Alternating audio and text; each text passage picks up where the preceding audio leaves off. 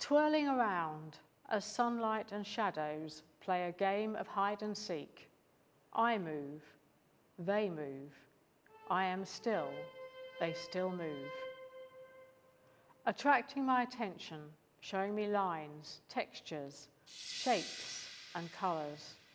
Fleeting and passing, these images freeze to be replayed staccato-like as a film in my memory. Aware of my continually shifting viewpoints, I look forward, step forward, and look ahead. Every step marking subtle changes.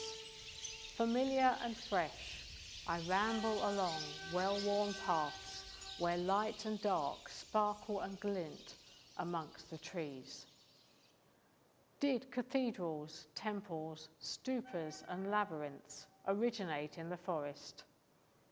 I have experienced their grandeur, trod the same stones as countless others, and felt at peace in the cool darkness, amongst soaring columns as shafts of light point out what is to be discovered in their partially illuminated interiors.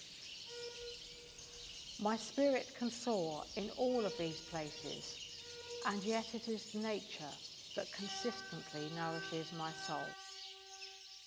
The mesh of tree trunks, those from ages past, extend their branches to secure their space, whilst thin, coppiced trunks sway and chatter in the breeze, clashing and bending, creating an elongated grid which constantly shifts with the breeze.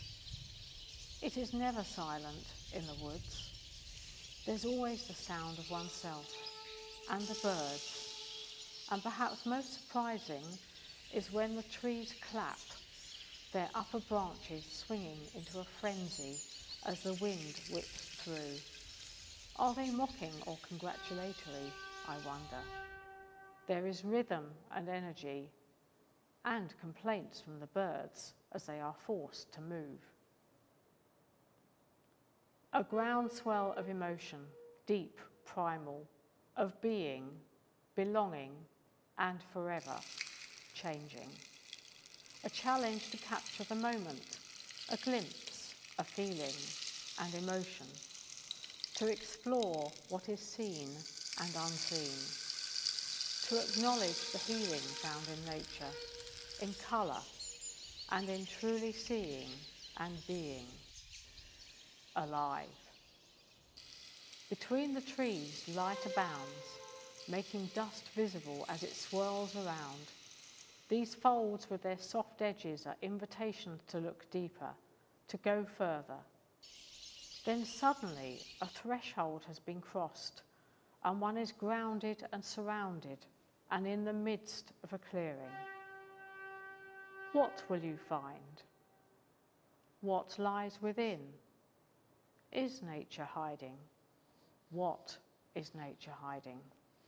I find the history of sacred places and objects fascinating, especially how elements of cultures and beliefs are appropriated and their meaning changed or perhaps denied.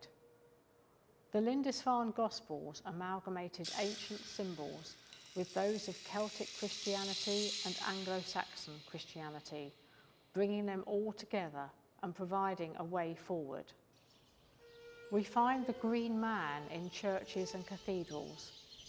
There's a horoscope under the carpet in front of the high altar in Rochester Cathedral. Chartres was a place sacred to the goddess way before the cathedral was built.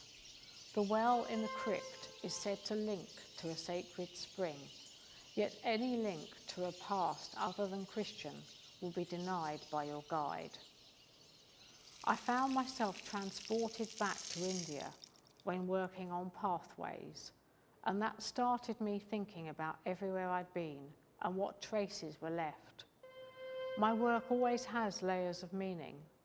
This time it's more about me being informed by my own experiences and journey, together with the idea of the forest as the original place of worship. I know I am lucky. I can remember visiting Stonehenge as a child and standing next to the stones in amazement.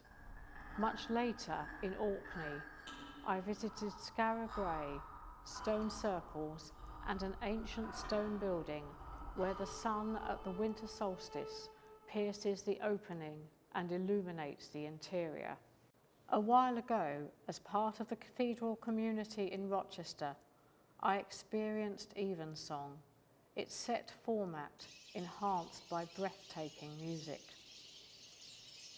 I've been following my own path for the last 3+ years, having stepped away from interpretative projects to initially investigate nature's broken grids.